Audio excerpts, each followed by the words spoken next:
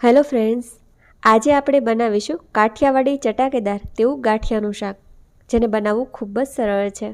ગાંઠિયાનું શાક તો તમે ઘણીવાર બનાવ્યું હશે, પણ એકવાર મારી રીતે પણ બનાવી જોજો. સાંજે આ શાક ફક્ત 5 મિનિટમાં તમે બનાવી શકો છો, જે ભાખરી અને બાજરીના રોટલા સાથે ખાવાની મજા પડી જાય. તો એકવાર જરૂરથી ટ્રાય કરજો. તો સૌથી પહેલાં આપણે એક મસાલો રેડી કરી લઈએ. જેના માટે એક વાસણમાં 1 ચમચી લસણની ચટણી નાખીશું. લસણની ચટણીની રેસીપી તમને ડિસ્ક્રિપ્શનમાં અથવા તો આઈ બટન પર જોવા મળશે. સાથે થોડુંક સૂકું લાલ મરચું, હળદર અને અડધી ચમચી ધાણા જીરું પાવડર નાખી દઈએ. સ્વાદ પ્રમાણે આપણે આની અંદર મીઠું ઉમેરી દઈશું અને હવે આપણે આની અંદર છાશ નાખીશું. તો અહીંયા મેં મીડિયમ ખાટી છાશ લીધી છે. આ શાક હંમેશા છાશમાં જ બનાવવામાં આવે છે અને મસાલા હંમેશા કાઠિયાવાડમાં આ રીતે ઓગાળીને જ યુઝ કરવામાં આવે છે. તો હું એ જ રીતે બનાવી રહી છું. તો જો તમને ઓરિજિનલ કાઠિયાવાડી રેસીપી પસંદ હોય ને તો આ રીતે ચોક્કસથી બનાવજો. તો આ રીતે આપણે મસાલો ઓગાળીને તૈયાર કર્યો છે. હવે આગળની તૈયારી કરીએ. જેના માટે એક વાસણમાં આપણે લગભગ 3 ચમચી તેલ ગરમ કરી લેશું.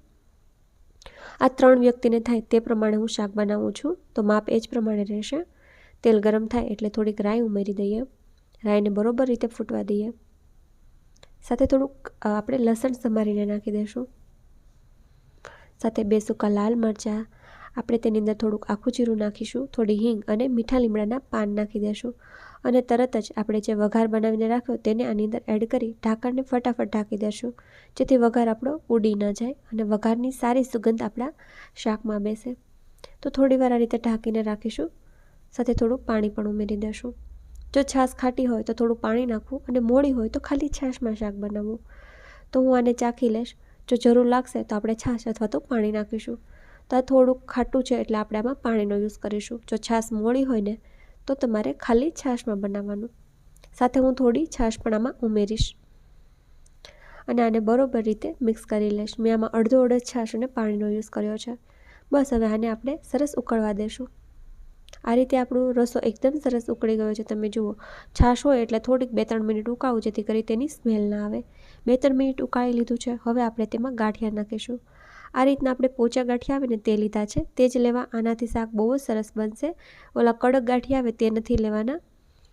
તો આપણે આમાં જરૂર પ્રમાણે ગાંઠિયા ઉમેરી તેને બરોબર રીતે મિક્સ કરી લઈશું.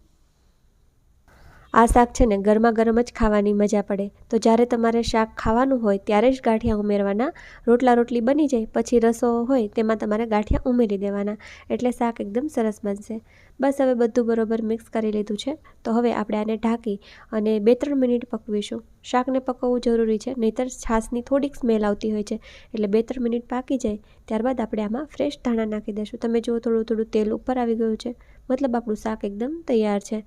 શાક અત્યારે ગરમ છે, જેમ જેમ ઠંડુ પડશે તેમ તેમ તેલ ઉપર આવી જશે. મારા મમ્મી છે ને હંમેશા આ રીતે ગાંઠિયાનું શાક બનાવે છે. જ્યારે ઘરમાં કંઈ શાક ના હોય કે ફટાફટ સાંજે કંઈક બનાવવું હોય ને તો આ બેસ્ટ ઓપ્શન છે. તમે પણ એકવાર બનાવો અને કોમેન્ટ સેક્શનમાં ચોક્કસથી જણાવો તમને આજની આ શાકની રેસીપી કેવી લાગી.